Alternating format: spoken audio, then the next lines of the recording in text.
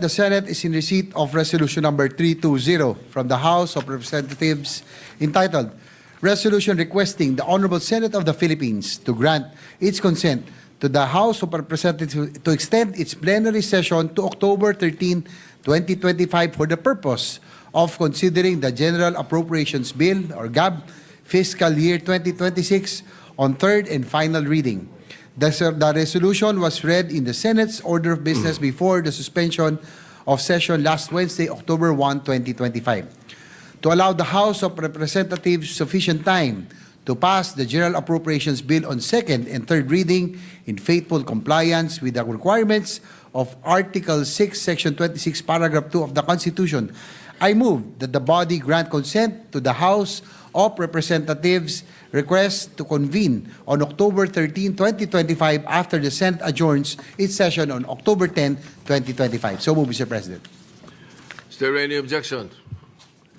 Hearing none, to enable the House of Representatives to meet the targeted second reading approval of the General Appropriations Bill for fiscal year 2026 on October 10, 2025, while adhering to the requirements of the Constitution, particularly the mandatory 3-day interval between second and third readings of a bill, the Senate of the Philippines hereby consents to the convening of the House of Representatives in plenary session on October 13, 2025, or 3 days after the Senate adjourns today, October 10, 2025, for the consideration and approval of the General Appropriations Bill for 2026 on third and final reading.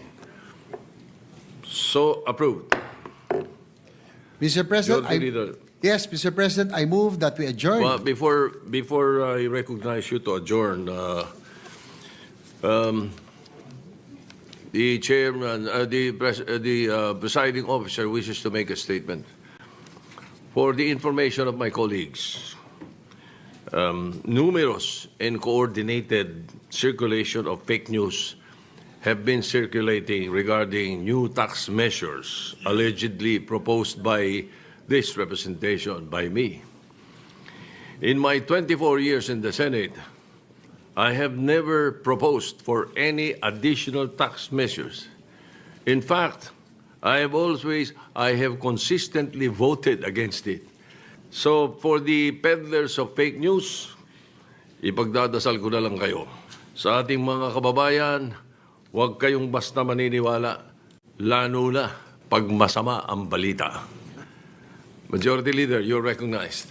Yes, Mr. President, I move that we adjourn the session. Okay. Another matter.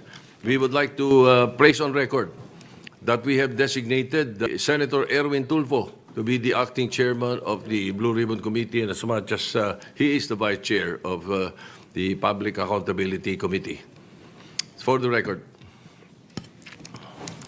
Yes, Mr. President, I reiterate my earlier motion. I move that we adjourn the session until 3 o'clock in the afternoon of Monday, November 10, 2025. Any objection? There being none, the session is adjourned until 3 o'clock in the afternoon of Monday, November 10, 2025.